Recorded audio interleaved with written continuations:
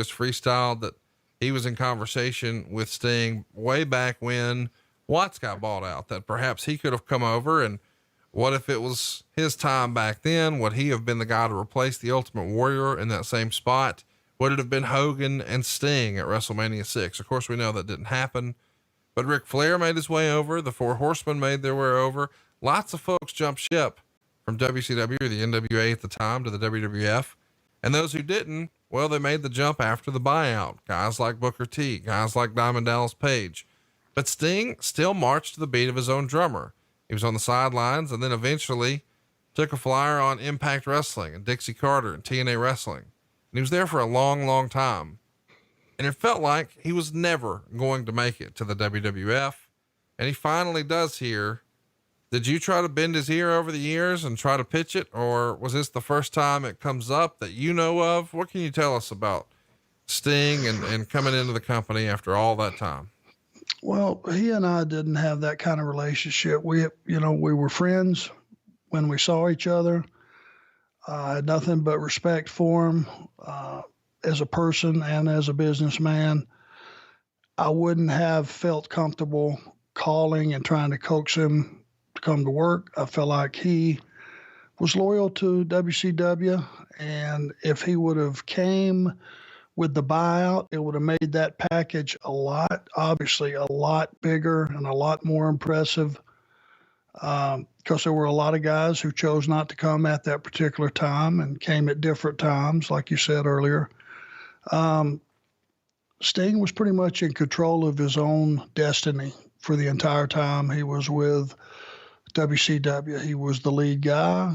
He was the go-to guy. He was the figurehead. He was the face of the company. He pretty much called his own shots, and the guy made several fortunes, and he was able to have a different path other than coming to the WWE at that particular time. I think he would have just been a superstar in the room with a lot of other big superstars. When you got The Undertaker and Kane and Steve Austin and Rock and Shawn Michaels and Triple H and all these guys standing around the room, you're not the guy. Now, I don't know if that concerned him or if that was even an issue that he even thought about, or I don't know what the thought process was. I just know that you can wait too long and you could still have your moment in time.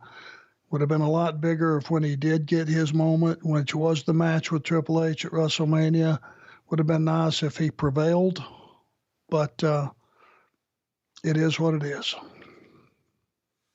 Let's talk a little bit about the rumor and innuendo. Sting has said for years that he never came to the WWE because he wasn't sure they would use him right. And he says he once heard that The Rock asked Booker T who he used to be, and that made Sting not want to come in. When he actually does come in, Meltzer would write, for years, there was an easy answer to the trivia question of who was the biggest name in North American wrestling to never step foot in a WWE ring. The answer was Sting. And at the 2014 Survivor Series, Sting, at the age of 55, took his name off the list. For years, this seemed like something that would never happen. And after how his contemporaries from WCW, whether it's Lex Luger, the Steiner Brothers, or the Road Warriors, went to the WWF and had very little good to say. In fact, they all came back with negative stories. Sting was always guaranteed one of the top spots in WCW and top money. It really made no sense to go. And in 2001, when WCW folded, Sting was 42 at the time, and he figured his career was over, and things have come full circle. A decade earlier, Sting and Luger would talk about how Ric Flair was past 40 and should retire, and now he was the same age. He did little wrestling for several years. He'd made his money. He'd gotten heavily into religion. He was raising his kids, and he became quote unquote real estate Steve at Gold's Gyms in Southern California, where most of the semi-celebrity clientele didn't even know he used to be a famous pro wrestler.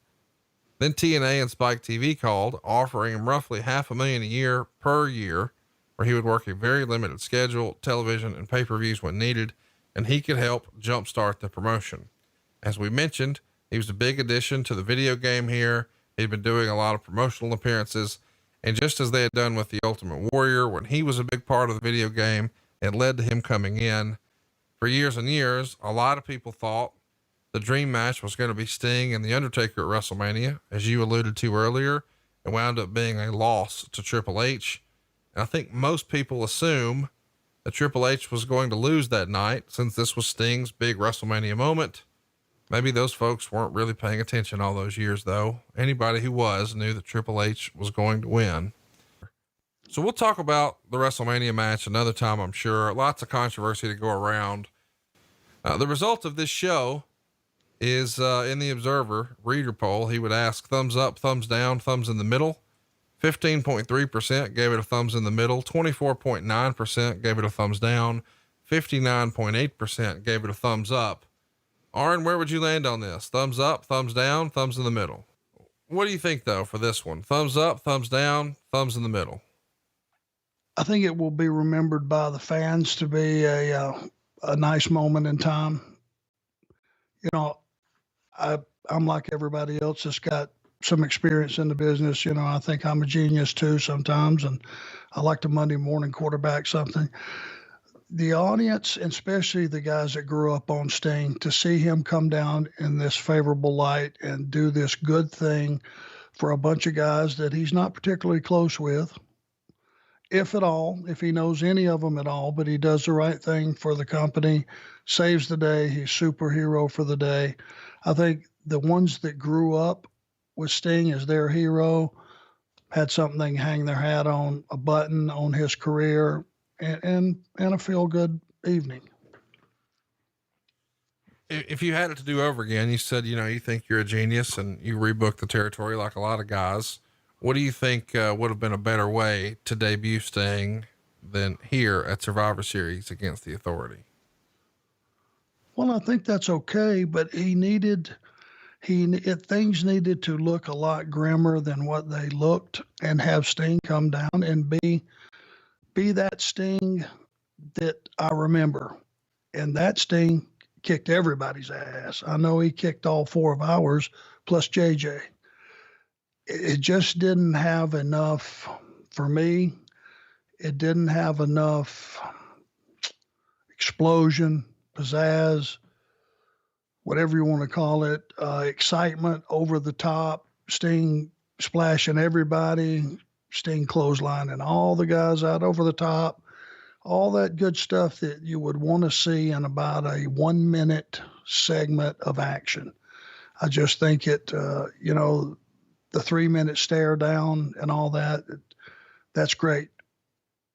You want to see Sting come down and make a difference right away. And I think you have a dip. It didn't rumble to the point that rumbling overrode the fact that you weren't getting any action right away. Let me ask you, you were famous for, agenting John Cena matches. Did you have this one? Do you recall? No, sir. What, who would have, is this Triple H does his own thing, or who would have agented this one? Yeah, Triple H would have been very, very heavy in the structure of this match. I would say just to the point of he would probably have been the agent for it. So when this match is going down, are you in Gorilla? I was watching somewhere. When Sting comes back through the curtain, do you go over to Steve and give him a hug and welcome him to the dance, or do you have any interaction with him? No, there would have been too many people there. There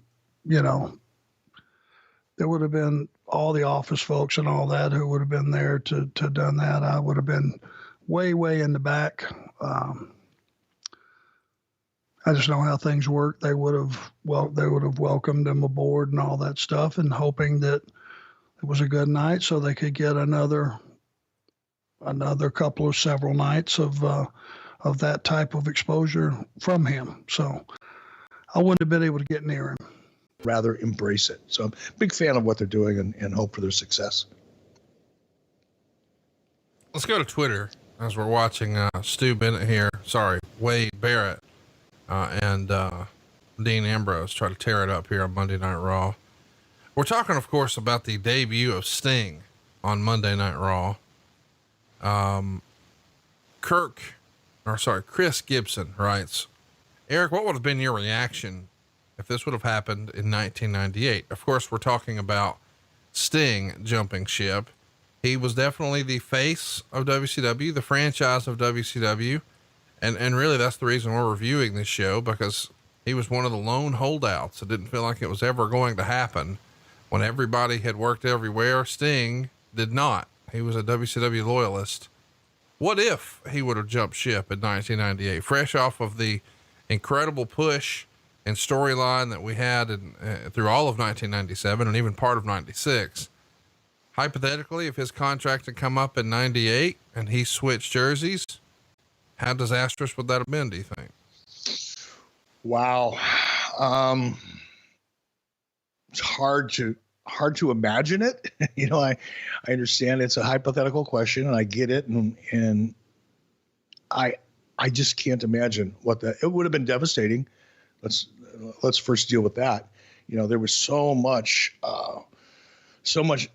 emphasis on Sting. He was really the face of the company, regardless of, the NWO and all the success that, Nitro had and all of that. The fan base, I think, recognized Sting as, other than Ric Flair, probably, was the WCW. And to lose somebody like that would have been devastating.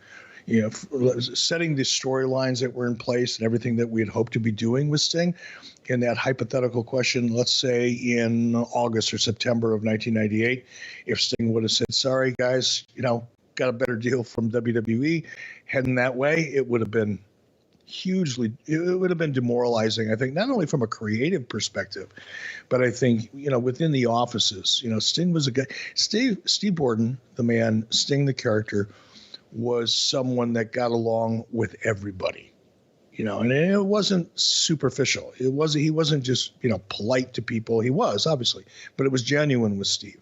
I don't think there was one person within WCW, either in the locker room or in the office, that had one negative thing to say about Steve Borden. And I think most people would have been devastated had he gone to WWE. And like I said, I don't think it's wrong. From the WWE perspective, I don't think that's a bad thing necessarily. Burroughs wants to know, were you surprised Sting waited so long?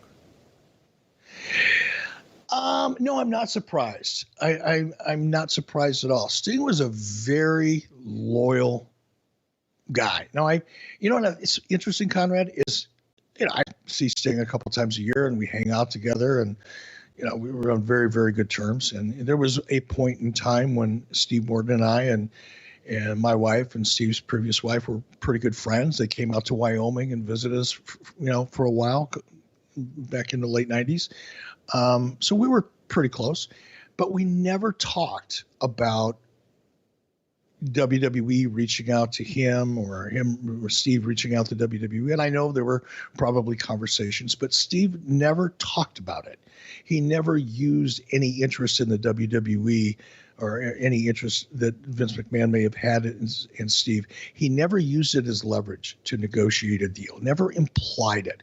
Whereas oftentimes people did, sometimes it was more subtle than other times, but, more often than not, everybody would let me know from time to time that they still had an ongoing relationship with Vince McMahon, and the door may or may not, always be open for them, just to kind of keep everything in check from a negotiation perspective. Steve never did that.